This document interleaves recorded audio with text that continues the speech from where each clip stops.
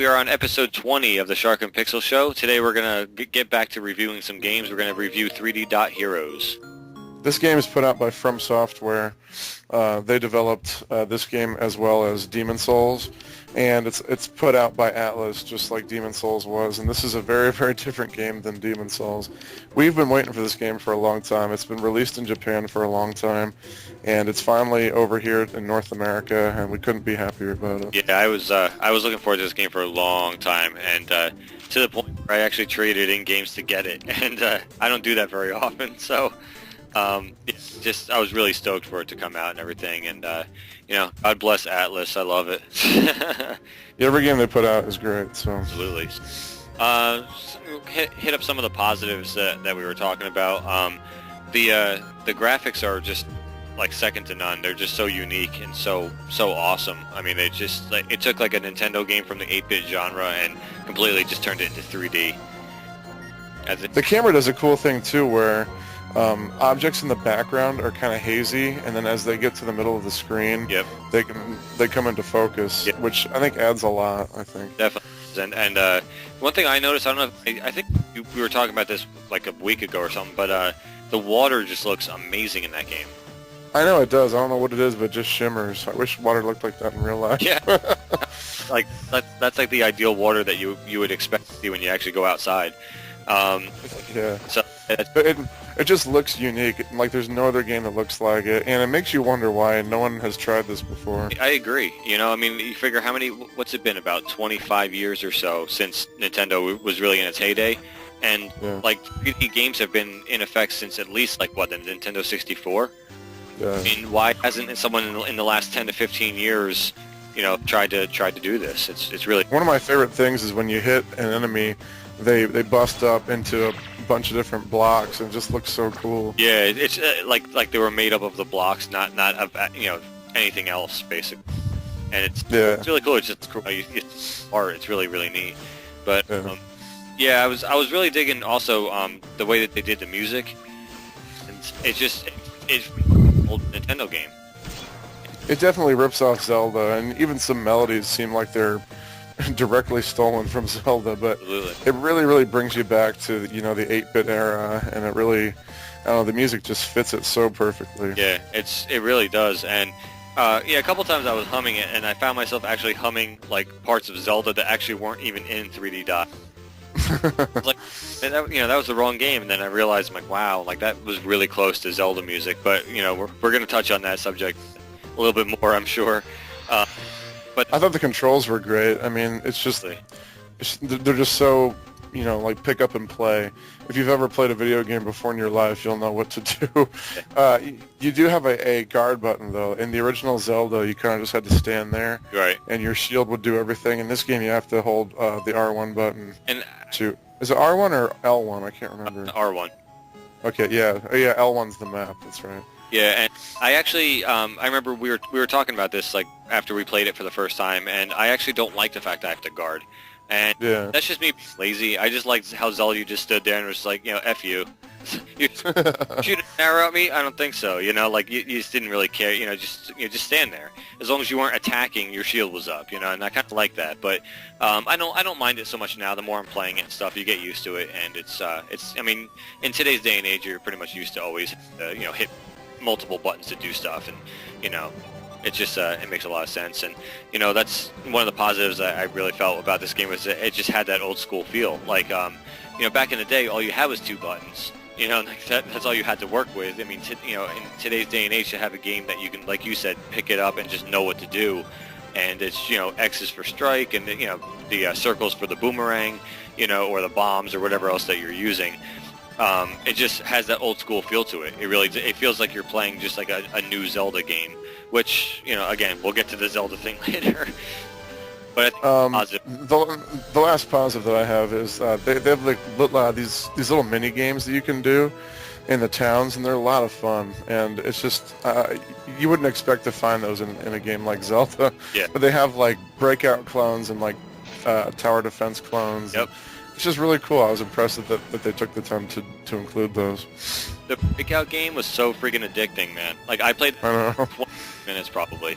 And I know, it's good. And I don't know if you hit that one yet, but the dash one, Yeah. Where you run around and stuff. That was kind of fun too. But the last positive I was looking at was the fact that you can customize and create your own character. You have a good story about that, so I'll let you take that. Well, ever since I heard about this, I knew I was going to make a giant penis because I'm just really immature like that. So I sat down for a couple hours one day and made a giant cock. And you can actually do different poses for the animation of walking. So there's like 3 different poses for the walking animation. So I made it like curve for so it looks like it's like hopping up and down. And then you can even do your own pose for the attack. So I made like a sperm or jizz coming out of it for the attacks. So whenever you hit the attack button, it like gets real stiff and there's like white shit all over. I'm gonna try and videotape some and give it to AC Card Check to put in the video. If we're able to do that, you should be seeing it right now and probably so I was like so classic that like only you would think of that, man. Like I was like, oh, I'm gonna make a shark until there was actually a shark in the game. I'll make a shark. I'm gonna try to make Link, and then you're like, I'm gonna make a cock. I'm like, I have the mind of an 8-year-old. So anyway, yeah. So those are the positives, and hitting up some negatives. If you guys are fans of the show, you know that I get lost really easily in games, and this game is no exception. It's really it's very Zelda in the fact that there's a lot of places that you have to go certain ways to get around certain things and to get. You know what I'm saying? I don't know if you're catching what I'm saying, but yeah. Like you have to wander around. Like you can't just go straight to a place. Like you have to go through these bushes and go around those hedges, and it's very, very specific. Yeah. Like you can only go one certain way, and it's like you have to go up through this forest and turn east to get to the desert, and it's just there's like no direction at all, and it's really tough and really easy to get lost in, and especially for me, I get lost. I mean, when they have an arrow telling me where to go, I go the wrong way. So, yeah, I had the same problem, and usually if you have that problem, I don't. Right. But this time I did experience the same thing as you did. Yeah, it is a little tough, and like I said, I mean, in BioShock where they give you arrows to go where you're supposed to go, like I still got lost, and it doesn't give you any help at all. I mean, it gives you a map, and it's zoomed really far out, so it's really easy. Another one is the fact that a negative that we had come up with is the fact that it really is a Zelda clone. It's not very original as far as the meat and potatoes of the game. It feels like you've played it already. Yeah. It's like you have boomerangs, you have bombs, you have a bow and arrow, you have a sword, you have a shield. I mean, like the first weapon that you get in the first dungeon is a boomerang. Right. It's like, come on, can't you try a little bit harder to change things up? Yeah. What else were you thinking about negatives? This game's harder than I thought it was going to be. Yeah. I find myself dying an awful lot. Me too. And I was kind of expecting this to be kind of like a casual, kind of relaxing kind of game because it looks so cool and inviting. And no, this is a hardcore game. And From Software, they made Demon's Souls really hard. I think they did it with this too. The boss battles aren't too bad, but no. I don't know. Just I don't know. I just died a lot. I'm not sure why. Dungeon real tough. You have to I went into not to give a spoiler out, but I went into the second dungeon, and you find out that you need items from stores that you would have to then double back across the world to then go get, to then double back across again to go back to the dungeon to actually be able to do it. So it's like there's they don't give you any kind of hints at all. Like it's really just like, here, fuck you, you're on your own. The other thing that helped is they have like these items that let you jump around to different locations, but it's not always going to drop you off exactly where you want to go. Like the or whatever. Yeah. Yeah, it's kind of cool, but at the same time, you have to buy those. So it's tough. I mean, it's and the last thing that we were talking about was the collision detection. So if you want to, you can hit that up.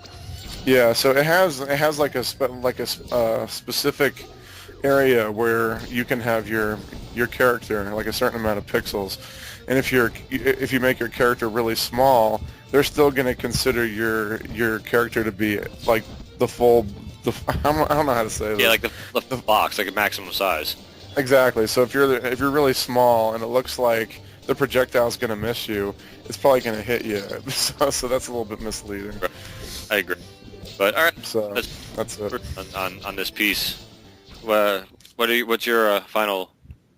I'm going to give it a 7. You know, I'm having a lot of fun with it, but it's not as much fun as I was hoping it was going to be. Yeah. Just because it's a little bit tougher than I thought it was going to be, and it is hard to find your way around the world. Yeah. I'm a little bit more generous as I tend to be. I'm going to give it an 8.5. Just because it pretty much was, I'd say like 90% exactly what I expected, and you know the 10% is kind of like the disappointing stuff. But that's what kept me from giving it like a 9 or a 9.5 because I really am truly enjoying it a lot. Yeah, so I'll go on the 8.5 side of things. Cool. Okay. So that's it, guys. That's our review for 3D Dot Game Heroes for the PlayStation 3. Hope you guys enjoyed it. Until next time, guys. This is AC Card Shark and Pixel Sandwich. All right, take care, guys. Make a cock.